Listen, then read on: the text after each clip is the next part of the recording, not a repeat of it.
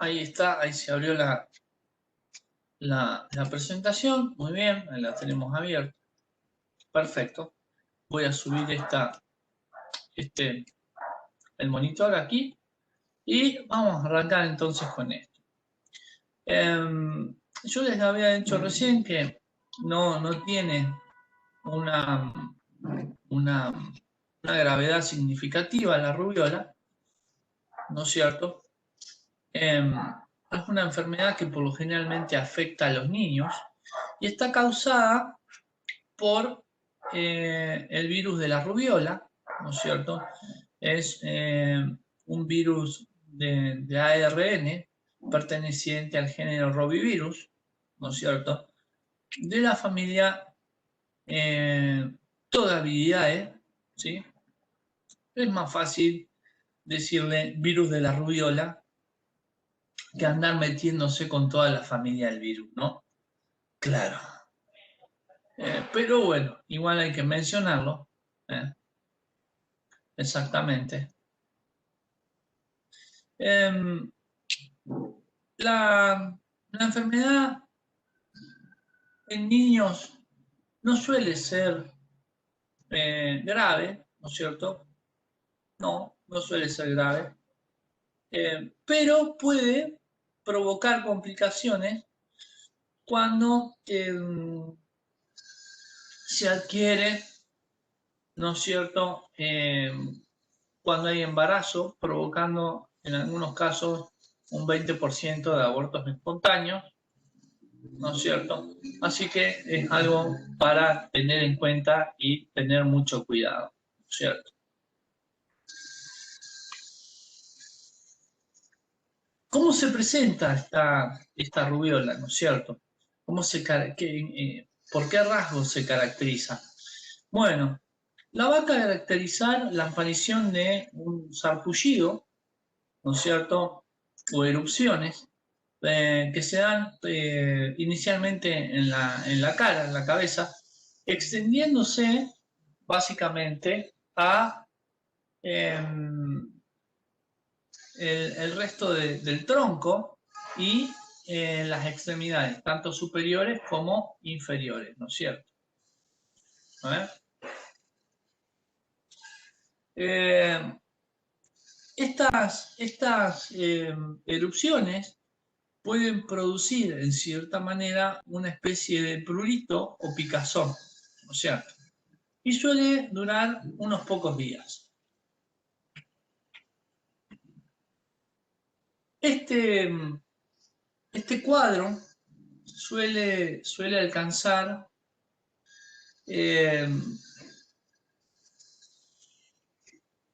o suele pasar, ¿no es cierto?, de que se presenta con un estado síndrome gripal, ¿no es cierto?, en los primeros días después del contagio, ¿no? Puede verse acompañado por este síndrome gripal, y este síndrome gripal va a tener características que hemos podido en algún momento experimentar, como congestión, cefaleas, ¿no es cierto?, algo de temperatura, como vamos a ver dentro de un ratito.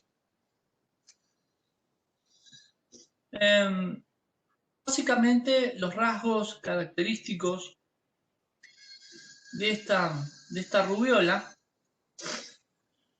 son la fiebre poco intensa, ¿sí? Enrojecimiento de los ojos, dolor de garganta o faringitis, ¿no es cierto? Inflamación dolorosa de los ganglios, por sobre todo de los ganglios que están cercanos a la nuca, aquí, atrás, ¿no?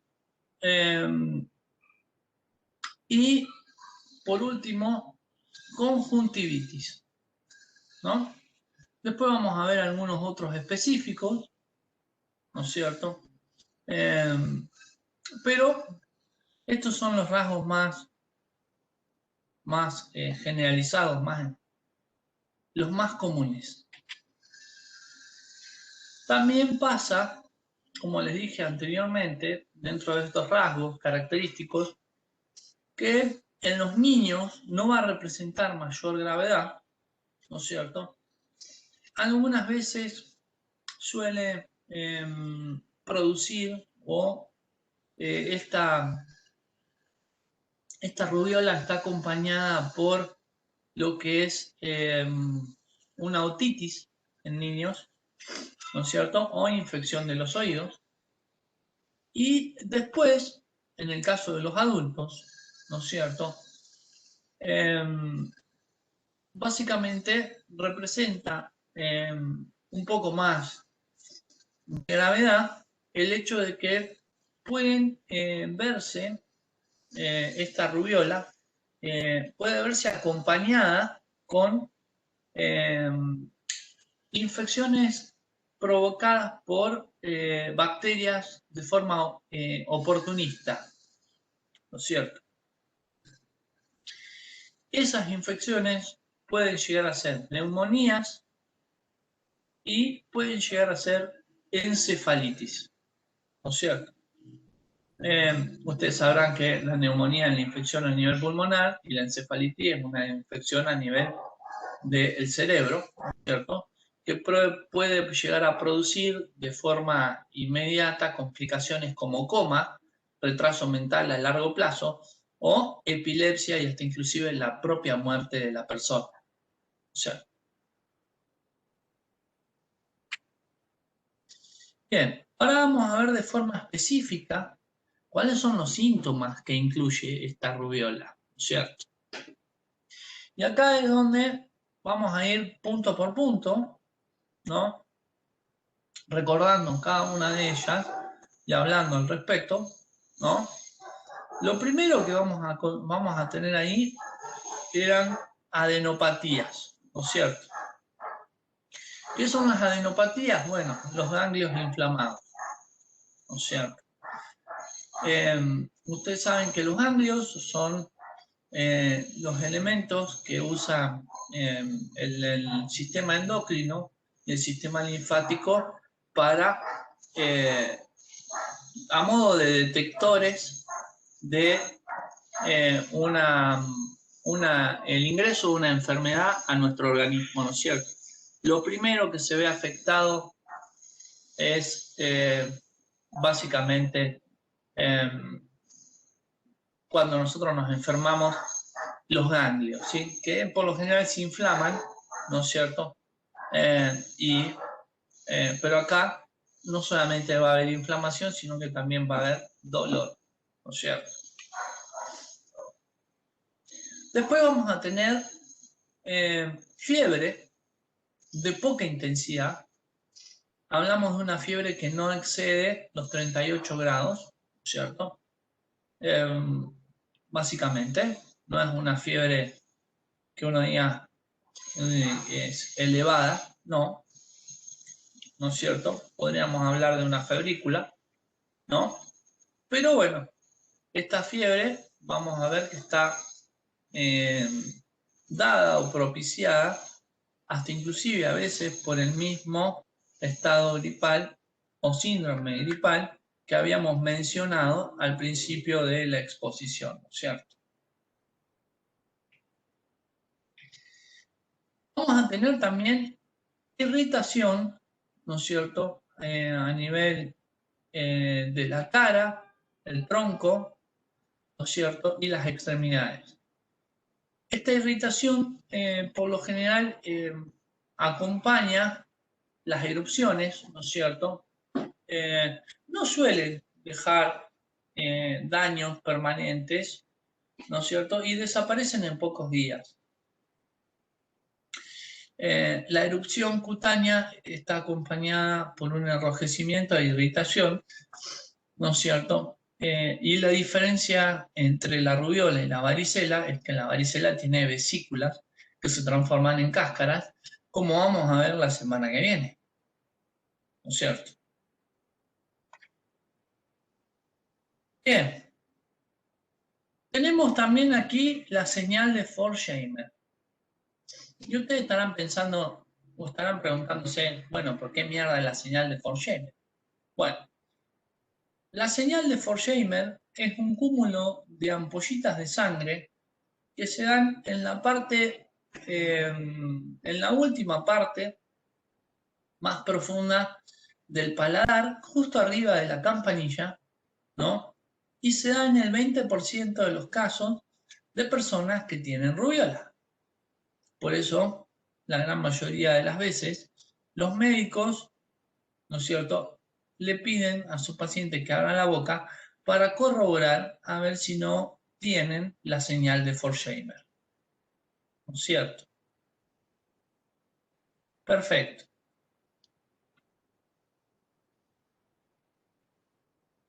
Después también vamos a tener la piel reseca. ¿Sí? Va a haber resequedad de la piel. Esto es lógico, ¿no es cierto?, ya que es una afección que afecta de forma directa a la piel. Y nosotros dijimos que la piel, más de una oportunidad, dijimos que la piel es como si fuera una planta, ¿no es cierto? ¿No? Entonces, a la piel hay que cuidarla de una manera especial y frente a cualquier afección, lo primero que se ve afectada es su estructura anatómica y básicamente puede haber una resequedad mayor dentro de un ámbito normal dentro de la piel, ¿no es cierto? Podemos llegar a notar la diferencia. Después tenemos inflamación de los ojos, ¿no es cierto? Espérate que estaríamos... Ajá, muy bien, sí, perfecto. Ahí está, ahora sí. Tenemos inflamación de los ojos. Esta inflamación de los ojos y enrojecimiento de los ojos puede ser también lo que nos dé la relación existente con la conjuntivitis que mencionábamos al principio, ¿no? Esta afección de los ojos puede terminar en una conjuntivitis. Hay inflamación y enrojecimiento de los mismos. Después también vamos a tener congestión nasal. Esto es lógico si hablamos de que tenemos un síndrome gripal, ¿no es cierto? Es lógico que haya congestión, es lógico que las fosas nasales, paranasales y demás estén cargadas de mucosidad y por consiguiente generan un malestar a nivel de las vías nasales, paranasales y demás, y que no les extrañe que esto también pueda llegar a producir un dolor de cabeza. Después también vamos a tener dolor e inflamación en las articulaciones, ¿cierto? Dolor e inflamación en las articulaciones, esto se da más principalmente en personas adultas, ¿no es cierto? Donde hay una afección directa sobre las articulaciones, tanto a nivel de las extremidades inferiores como a nivel de las extremidades superiores, ¿no es cierto? Perfecto. Después también se va a dar el caso del dolor de los testículos, ¿sí? Sí, sí, sí. Y ustedes, yo no sé qué esperaban ver aquí, ¿no es cierto? Claro, no hay imagen de eso, ¿sí? Teníamos imagen de todo, pero de eso específicamente no. Exacto. Sí, sí. En su lugar lo reemplazamos con un signo de admiración. Sí, me gusta la cara del médico como diciendo, ¿por qué tengo que pasar por esto, Gil? ¿No es cierto? Claro. Mirá la cara, pobrecito. ¿No? Bueno, lo cierto es que hay dolor de testículos, ¿no? Puede haber. Y también va a haber pérdida de apetito, por sobre todas las cosas, eh, sobre todo en los niños, cuando la rubiola los ataca, por lo general los niños pierden el apetito, ¿sí? Recordemos que hay la gran mayoría de los niños, cualquier excusa es buena para no comer, ¿no es cierto? Pero hay niños que, aún así, no teniendo la rubiola y todo, no dejan de comer nunca. O sea, claro. Bien, sobre todo si le van a dar brócoli como en la imagen. Bueno, y después, por último, podemos llegar a ver, como les mencionaba anteriormente, el famoso dolor de cabeza. ¿Sí? Este dolor de cabeza que puede estar originado por esa obstrucción o carga de las fosas nasales y paranasales, ¿no es cierto? De manera conjunta con ese estado, ese estado gripal o síndrome gripal que nos suele suceder o nos suele dar acompañando los síntomas de la rubiola. ¿Mm? Muy bien. Acá tenemos todo el listado de los síntomas de forma puntual, ¿no es cierto? Recuerden los más sobresalientes: fiebre no mayor a 38 grados centígrados, ¿no es cierto? Las famosas vesículas o la erupción cutánea, la señal de Forchheimer, ¿no es cierto? La inflamación y enrojecimiento de los ojos, que puede llegar a provocar una conjuntivitis, ¿no es cierto?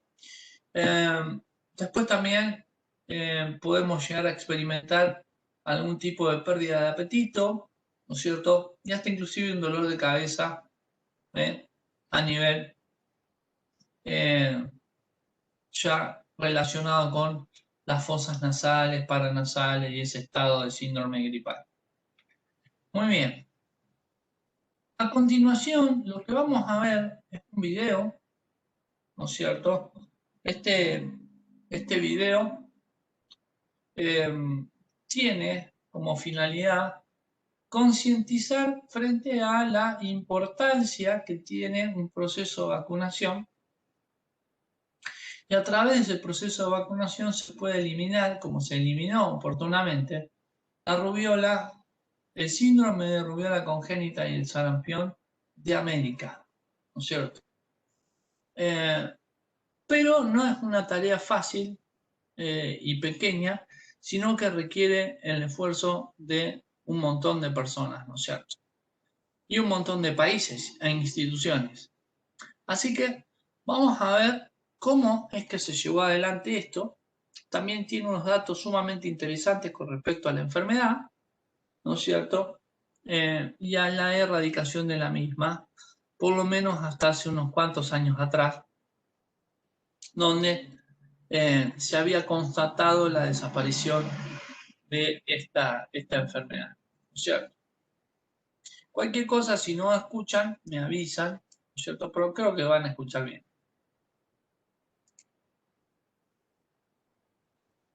La región de las Américas fue la primera en el mundo en eliminar la transmisión endémica del sarampión en el año 2002, así como la rubiola y el síndrome de rubiola congénita en el año 2009. Aunque el virus de la rubiola suele causar infecciones leves o asintomáticas en niños y adultos, cuando una mujer la contrae al comienzo de su embarazo, puede causar un aborto involuntario o el síndrome de rubiola congénita, que implica defectos de nacimiento como la ceguera, sordera y problemas cardíacos congénitos. El 23 de abril del 2015, el Comité Internacional de Expertos convocado por la Organización Panamericana de la Salud verificó la eliminación de la rubiola y el síndrome de la rubiola congénita, después de un riguroso proceso de revisión de evidencias presentadas por todos los países de la región. En el año 2009, se registraron en la región los últimos casos de la enfermedad y a finales de abril del 2015, un comité internacional de expertos convocado por la Organización Panamericana de la Salud verificó la eliminación de la rubiola y del síndrome de rubiola congénita. Pero, ¿cómo se logró este sueño? Aquí, 10 de las acciones adoptadas por los Ministerios de Salud de las Américas y la Organización Panamericana de la Salud para eliminar la enfermedad del continente americano. 1. Lograron un alto compromiso político y financiero. En 2003, reunidos en la Organización Panamericana de la Salud, los ministros de Salud de las Américas asumieron el compromiso de eliminar la rubiola y el síndrome de rubiola congénita de la región para el año 2010, tras haber logrado la eliminación del sarampión en el año 2002. Ese compromiso se obtuvo desde el nivel político nacional hasta el local, lo que permitió garantizar la implementación del plan de eliminación de ambas enfermedades elaborado por la OPS en el año 2004. La eliminación de la rubiola y del síndrome de rubiola congénita se logró en el año 2009, cuando los últimos casos endémicos se reportaron en Argentina y Brasil respectivamente. La eliminación de la rubiola y del síndrome de rubiola congénita fue un ejemplo del compromiso colectivo frente a la inmunización infantil y familiar que demuestra el panamericanismo como un factor decisivo para alcanzar logros importantes en la salud pública. 2. Crearon alianzas estratégicas. La realización de alianzas estratégicas en los países con sociedades científicas, iglesias, instituciones educativas y académicas, medios de comunicación y organizaciones de la sociedad fue otro de los factores claves para alcanzar la meta de la eliminación. También lo fueron las alianzas promovidas por la OPS con los Centros para el Control y la Prevención de Enfermedades del Departamento de Salud y Servicios Sociales de los Estados Unidos, la Fundación de las Naciones Unidas, la Cruz Roja estadounidense, la Agencia Canadiense para el Desarrollo Internacional, la Alianza Gavi, el Banco Interamericano de Desarrollo, Organismo Japonés de Cooperación Internacional, March of Dimes, Instituto de Vacunas Sabin, Fondo de las Naciones Unidas para la Infancia, Agencia de los Estados Unidos para el Desarrollo Internacional y la Iglesia de Jesucristo de los Santos de los Últimos Días. 3. Introdujeron la vacuna contra la rubiola. La vacuna triple viral, sarampión, rubiola y parotiditis, se introdujo en los esquemas nacionales de vacunación de forma gratuita a partir de la década de los 90. Esta vacuna marcó un punto de inflexión histórica en la eliminación de la rubiola, al asegurar que las nuevas cohortes de recién nacidos estuvieran inmunizadas contra estas enfermedades. La vacuna, que es segura e inocua, se aplica en 2 dosis, a los 12 y a los 18 meses o 4 años. En las Américas, se recomienda que las coberturas de vacunación sean iguales o superiores al 95% en cada municipio de cada país, como un pilar fundamental para mantener a la región libre del sarampión, la rubiola y el síndrome de rubiola congénita. 4. Realizaron campañas de vacunación masivas e indiscriminadas. Entre 1998 y 2008, aproximadamente 250 millones de adolescentes y adultos fueron vacunados contra el sarampión y la rubiola en 32 países y territorios de la región en campañas masivas de vacunación. Además de vacunar en los centros de salud y casa a casa, los trabajadores de la salud llevaron las vacunas a lugares no tradicionales.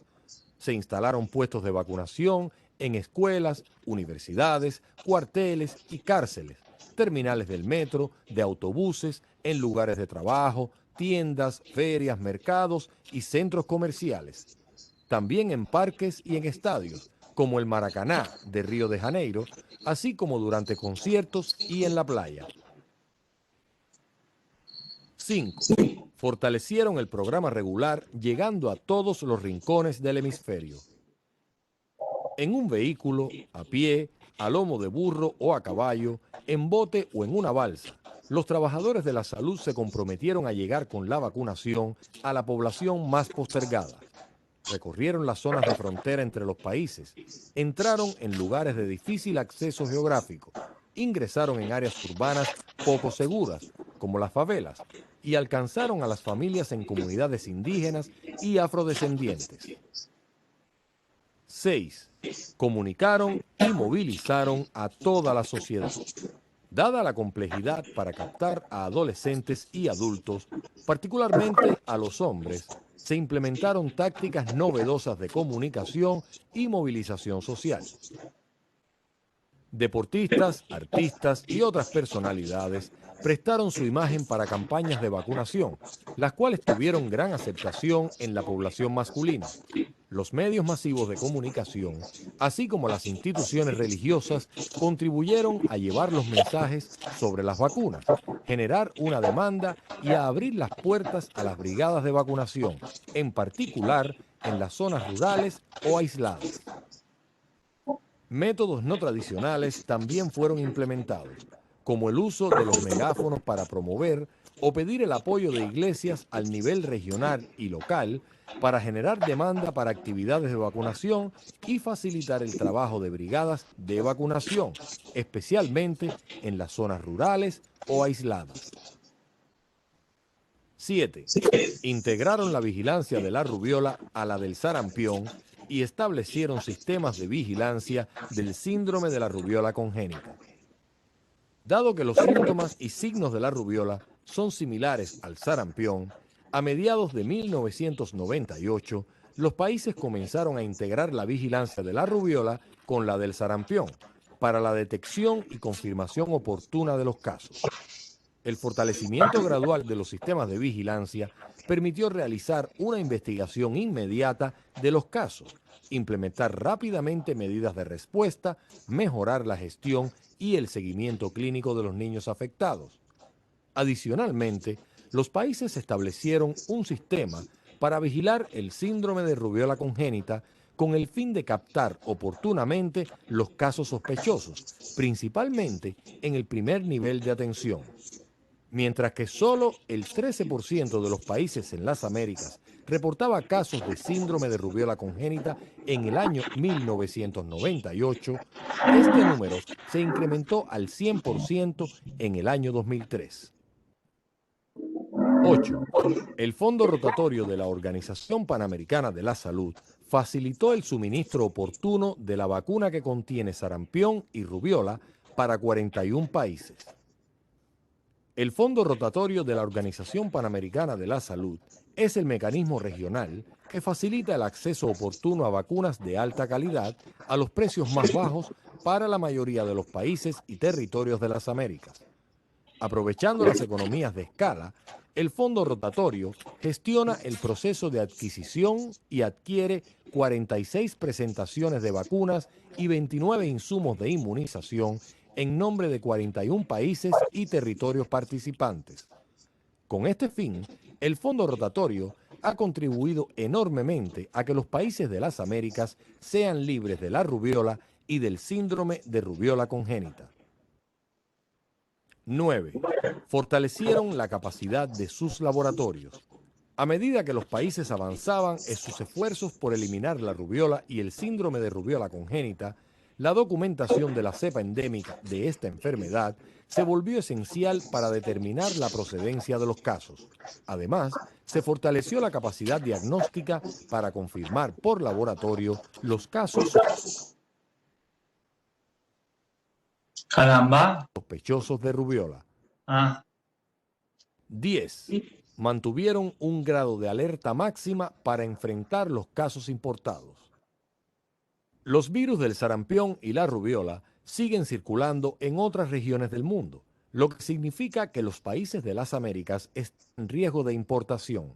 Esto puede ocurrir cuando los viajeros traen los virus de sarampión o rubiola a nuestra región.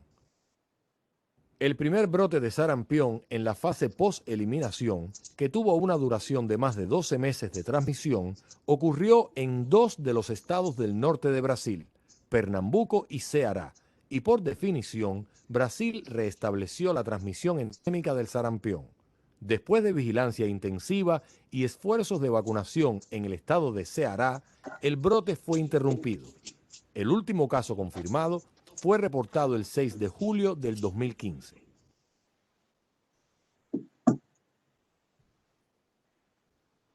Por lo tanto, los países deben permanecer vigilantes y no bajar la guardia, manteniendo una cobertura de vacunación alta y homogénea, además de un sistema de vigilancia sensible y de alta calidad para responder efectivamente a los virus importados. sigue siendo esencial para que la región de las Américas mantenga los logros de la eliminación. Sobre todo, los trabajadores de salud deben mantener una actitud positiva y un compromiso permanente al mantenimiento de los logros de eliminación. Los países de las Américas someterán al Comité Internacional de Expertos evidencias que corroboren haber sostenido la eliminación del sarampión en sus territorios. Este comité analizará y discutirá dichas evidencias para decidir si es factible declarar a las Américas como región libre de sarampión en septiembre del 2016. Cualquier campaña de vacunación contra el sarampión que no incluya la vacuna contra la rubiola es una oportunidad perdida. La experiencia de las Américas en la eliminación de la rubiola ha demostrado que podemos conquistar una enfermedad si trabajamos en colectivo, reconociendo las fortalezas del trabajo en equipo. La eliminación de la rubiola se logró en base a los principios de compromiso, equidad, solidaridad y panamericanismo, junto con el espíritu valiente y el esfuerzo tenaz de miles de trabajadores de salud y voluntarios. Bueno, muy bien. Ha quedado más que claro que si no hacemos las cosas como corresponde, realmente no vamos a poder erradicar varias enfermedades que tenemos que atender de forma urgente, ¿no es cierto? Así que bueno, esta es la presentación de rubiola, ¿sí? No es una presentación demasiado larga.